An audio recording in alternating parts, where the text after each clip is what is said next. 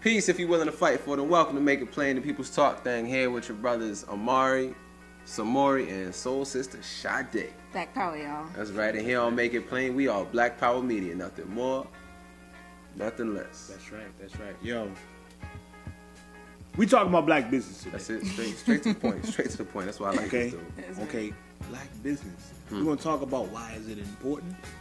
You know what I'm saying? Yeah. What's the situation going on with black business right now? And what is the future? What is your vision for black business? And your actions. Yeah, tell them, girl. That's right. That's right. For the future of black business. Yeah, certainly. You know what I'm saying? Because it's a very important topic. Yo, it's probably one of the most important, very slept on. A lot of times folks equate economics with capitalism and evilness. That's incorrect. You know, we could just look at Baba Amos Wilson, you know, Blueprint for Black Power, that economics is the rudiment, if you will, the rudiment of everything. No doubt. And we have a lot of people who talk about, this is the first thing people say, see, what our children need to know is that they come from kings and queens. You know what I'm saying? So let's say, we look at Kemet. A society that was able to produce the monuments that they did had to have a very sound economic system. And we need that. You know what I'm saying? We need that right now. All right, y'all. So we did some great interviews with folks talking about business. So let's check it out. I think the importance of black business is to keep our culture and our economic status afloat in this country. We need black businesses so we can build up our community. We utilize the black businesses so we can give back to the community. So we need to have our own economic resources, if nothing else, just to be self-sustaining and self-determining. That we need our own economical system, our own funding, our own monies, and to support each other to build more jobs in the community for our peoples, other than supporting and relying on the system, to do things for us. So, I'd say the two most prevalent problems with black business would be undercapitalization, which means a lack of capital, lack of financial capital, and a lack of sophistication in the black community in terms of running businesses. Black people are happy to grow up and maybe go to college and maybe get a decent job. And I think that kids should understand that it's much more than that. From the giddy up, they need to understand that you should own your business. You should be grooming your child to run a multi-million-dollar corporation, not working a good job. Well, with a lot of black businesses, I think the number one thing that we deal with is everybody looking for a hookup. And it's sad because, you have to patronize black businesses in order for us to have products to give to you. You have to spend with us. Even in Atlanta, we have a lot of black businesses, and I think even the black business owners take it for granted that people are coming and purchasing things from them, and so they just kind of feel like they don't have to have customer service. And I think a lot of businesses have failed because of that. Form of doing business, you have to have a credit card machine. You need to have return policies. You need to have, you need to have all the things that regular businesses have. If you're going to create a business, other than that, you're just something on doing on the street. If you're going to create a business, period. Like doing hair is not respected as much. It's like, you do hair. When every black woman on this earth gets her hair done somewhere. So if there wasn't a sister doing hair, you wouldn't be getting your hair done.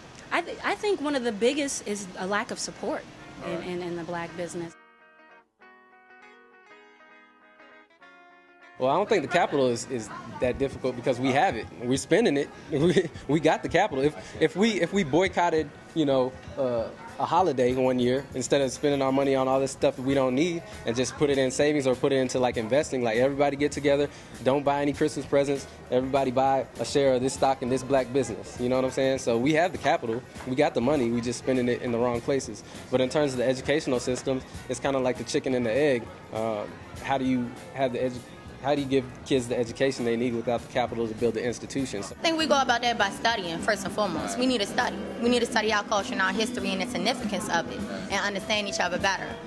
So once we understand each other and understand that we're trying to build, we're trying to really create something within our communities, we'll be more inclined to actually invest in that, and have more respect of that. When you look at things differently, the things you look at will change.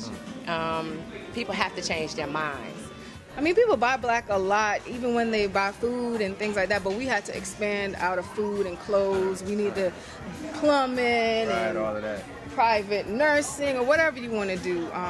We got to expand out of the stereotypical things that we do. One another. Yeah. I have to value and believe that you can offer me the same service and the same product as an Asian man, as a Mexican man, as an Italian man, and not feel as though I'm getting lesser quality or lesser quantity from you. We value their everything more than our own. We don't even value trying to have our own business, mind, or land, or woman. Stop me. My name is Rashandra Angel. Be looking for me in a city near you. In Laurel, Delaware. Yeah. It's the Route 13 flea market. It's a big community. We like the only cultural spot on the Lower Eastern Shore. 100% natural products, all organic, all vegan products. DangerousNegro.com, Black Empowerment Apparel. Holla at your boy. And we also have a daycare, African Center daycare, yeah. So I can't leave that out. So we deal with children from 6 weeks to 12 years of age. Just buy black, like me. You do never get comfortable, never get complacent, ever, ever. I'm never complacent. I don't even sleep most nights because I worry about how can I get to that next level. Well, Peace. yeah, peace and love. Thanks, no, peace and revolutionary love. Yeah, definitely. That's what's up, man. No doubt. Yeah. I think they made it plain. I mean, you Certainly. had a lot of different ideas going on there. You know, black people always want to hook up. That's true. Yo. You know what I'm saying? We definitely got to support the people without, wanting always to be hooked up Right. or wanting a discount, because those people have to feed their family as well. Exactly. Black business. I've been to a lot of black businesses, man, and a lot of times it feels like home. You know what I'm saying? It feels like a home away from home. Just a place that you just want to go and chill.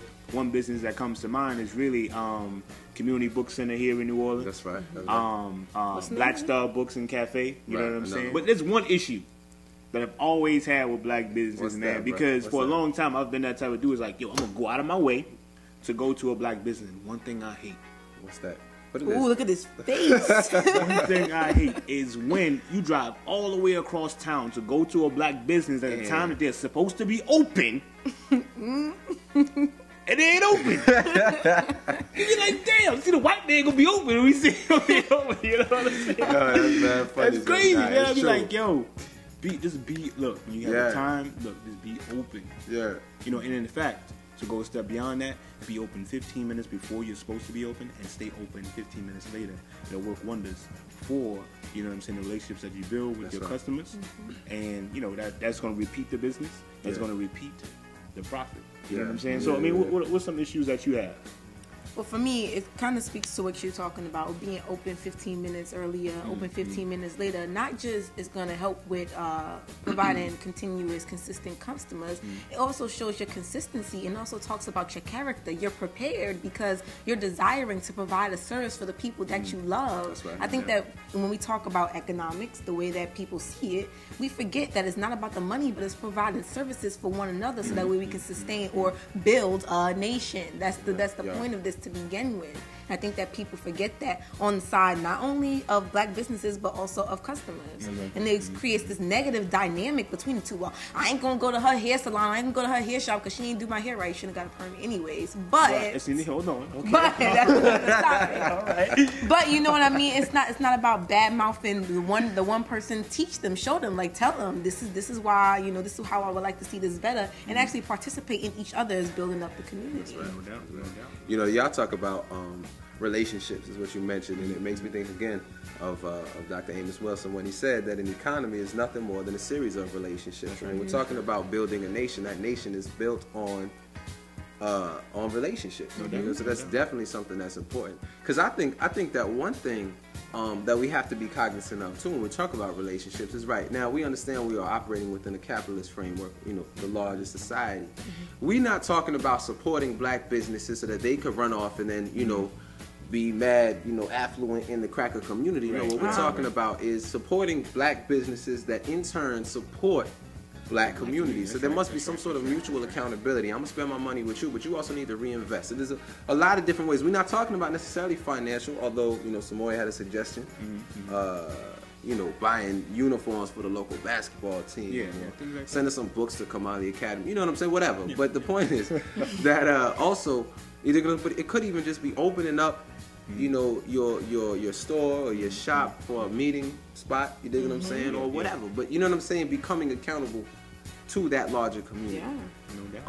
But you know, there was something that we were talking about earlier, which was the couple in was it Chicago? The Andersons. Man, I mean, that's dedication right there. What did they do? They committed to an entire year of supporting nothing but black businesses. Now, we're not going to talk about the way that the white news media responded to that. Right. You know, we're going to talk about what they were doing, and we already know, like, that's a big accomplishment right there. You know, and it makes me think, all right, cool. You know, now that we done seen the precedent, what am I going to do to step up? So I'm going to tell you right now, I'm hereby committing for the holiday season, but I'm going to try and actually carry that out. That from here forth, if I spend $1 every day, part of that dollar is going to be towards a black business. And, you know, because we don't encourage folks going out and just spending every day. You know, really, I think we should really commit to not spending for maybe 3 or 4 days out of the week, not spending a single dime. If I'm going to spend money, I'm going to spend part of that money with a black business. I will support a black business every day that I'm spending money. You know what I'm saying? And you know, so many of our people, man, they have a problem with that. They have a problem with you deciding to support other people that look like you. Oh, you racist. Why are you going to do that? You know? Yeah. I don't care. Does it? You know I don't know how you bring that up. I don't care. I mean, because I ask students all the time, like, if there is a black store and there's a white store, they're equally distanced away from your home. They sell the same products. Which one do you go to? Right. You know what I'm saying? And many of our people will be like, yo, I'm gonna try to go to both of them, like 50% of the time, Like, nah. If they that's when you give them this face. Yeah, you know what I'm saying? They sell the same thing. Go to support their black business, because guess what? White people don't support black people. Whenever they find out that something is black owned, they don't support it. Right. So we don't have to support them. Look, we only have obligation to secure our survival. Yeah. To secure our survival. That's it. That is it. That's it. If you can't get with us on that, you can't get with us on nothing. Hey. You know what I'm saying? So Soul Sis, I mean, close this thing out for us. Close this thing out about black business. I think with everything that we just spoke about, the one thing to keep in mind is this is not going to happen tomorrow. You're not going to be able to get up and go down the street and find a good black business that you can participate in that's given into the community tomorrow. People are not going to know this all around the world, like that you need to go ahead and demand and make people accountable, make business accountable for providing and recycling wealth into the community. That's not going to happen overnight. So you need to encourage it. Take this show, play it somewhere on your laptop. You in a coffee shop, be like, yo, come check this right quick. You know what I mean? Spread it and then really, really be about it, like Brother Amari said. And oh yeah, yo, we're black businesses. People, this is the first thing y'all gonna say is that we can't find no black businesses. No.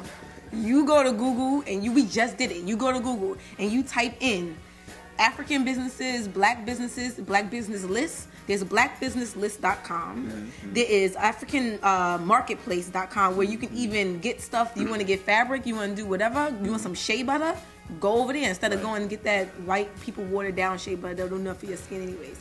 Go to all these other places, just type it in Google. I guess it's a woman thing. Type it in Google and mad things are going to come up. So really research, be about it. So we are the sons and daughter of Malcolm. El-Haj Malik El-Shabazz. Revolutionary love, y'all. Black power.